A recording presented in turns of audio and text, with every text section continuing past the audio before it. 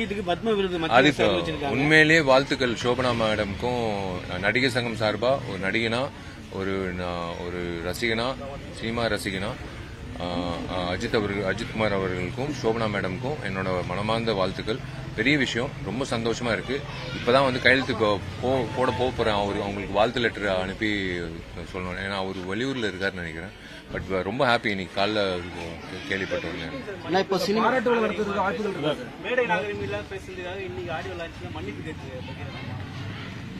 அவர் பேசிட்டு மன்னிப்பு கேட்டாரா?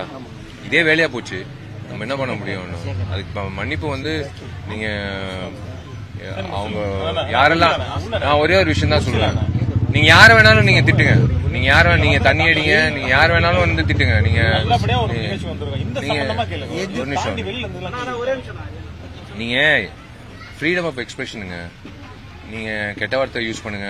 நீங்க என்ன கடைசியில வந்து நீங்க என்னதான் பண்ணாலும், இப்ப யூடியூப் சேனல்ல நிறைய பேரோட ஆக்டர்ஸ் வாழ்க்கையை பத்தி தவறான செய்திகள் பண்ண எஃப்ஐஆர் கூட ஃபைல் பண்ணோம் சில பேர்.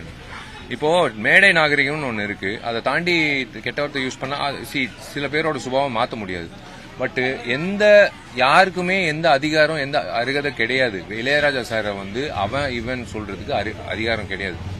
அந்த மனுஷன் வந்து கிட்டத்தட்ட கடவுளோட குழந்தை. அவரோட பாடல்கள் மூலியமா நிறைய பேர் வந்து டிப்ரெஷன்ல இருந்து வெளில வந்திருக்காங்க, சந்தோஷம் அடைஞ்சிருக்காங்க. நிறைய பேர் அவர் பாட்டு போட்டு லாங் டிஸ்டன்ஸ் டிரைவ் போயிருக்காங்க. அவர் வந்து ஒவ்வொருத்தரோட ரத்தத்துல இருக்காரு. இத்தனை வருஷம் வந்து எத்தனை டைரக்டர்ஸை வந்து ஏற்றிருக்கு. மணிரத்னம் சார்ல இருந்து எல்லாருக்கும் வந்து ஃபர்ஸ்ட் படம் நான் சொல்றேன், அந்த டைம்ல இருந்து இப்போ வரைக்கும் மணிரத்னம் சாருக்கும் எல்லாமே மியூசிக் நிறைய பேருக்கு, ஆர்கே சுனில் சார் நிறைய பேருக்கு. அவரை போய் இவன் சொல்றது வந்து யாருக்குமே அதிகாரம் கிடையாது. அதை நான் வன்மையா கண்டிக்கிறேன். ஏன்னா நான் வந்து கிட்டத்தட்ட ஒரு ஃபேமிலி. எனக்கு பவதாரணி, வாசுகி எல்லாரும் literally my family. Karthik Raja உட்பட யாருக்குமே அந்த அதிகாரம் கிடையாது. அது மட்டும் தான் நான் கண்டிப்பேன். You have no rights to say அவன் இளையராஜா அவன் அப்படின்னு சொல்றதுக்கு யாருக்கு. அவர் வந்து கிட்டத்தட்ட ஒரு மிகப்பெரிய சாதனை படைச்ச ஒரு கலைஞர். நீங்க வந்து ரைட்ஸே கிடையாது சொல்றதுக்கு. மற்றபடி அவரோட சுபாவை பத்தி நான் சொல்ல விருப்பப்படல. நீங்க பாத்துட்டீங்களே, மன்னிப்பு கேட்டாலும் அது வந்து ஒரு நாள் 24 மணி நேரம் கழிச்சு மன்னிப்பு கேட்டாலும் அது தெரியல, அது ஏத்துப்பாங்களா இல்லையான்னு தெரியல. பட் அவர் பேசும்போது கைத்தட்டுறது கேட்கும் போது ரொம்ப வருத்தமா இருக்கு. ஏன்னா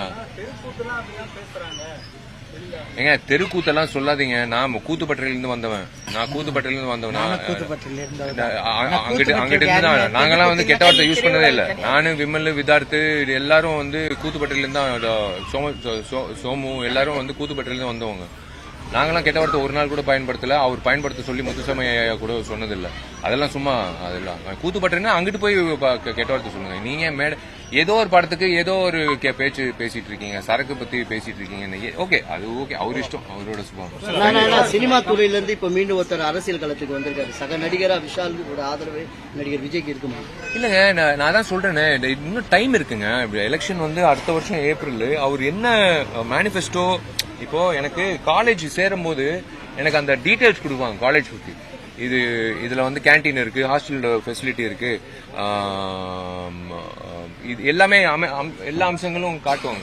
இப்படி எல்லாம் உங்களுக்கு ஃபெசிலிட்டிஸ் இருக்கு. அந்த மாதிரி விஜய் அவர்கள் வந்து மேனிஃபெஸ்டோன்னு ஒன்று இருக்குல்ல, அந்த மேனிஃபெஸ்டோ வந்ததுக்கு அப்புறம் மக்களுக்கு என்ன செய்ய போறாருன்னு. நான் விஜய் அவர்களோட ரசிகனா இருந்தாலும் விஜய் என்ற அரசியல்வாதியை வரவேற்கிறேன். ஏன்னா அரசியல்வாதிகள் ஆசைப்படும் போது அரசியலுக்கு வரணும். அவர் வந்து ஒரு விண்ணப்பம் என்னன்னா, அடிப்படை வசதிகள் தயவு செஞ்சு 70 வருஷத்துக்கு மேல நம்ம சுதந்திரம் வாங்கியிருக்கோம், இன்னும் தண்ணி வசதி இல்லாம பழைய நிறைய கிராமத்துல எல்லாம் இன்னும் தண்ணி வசதி இல்லாம அவஸ்தைப்படுறாங்க. ஸோ நிறைய விஷயங்கள் இருக்கு. அந்த மேனிஃபெஸ்டோ பார்த்துட்டு நான் சொல்றேன்.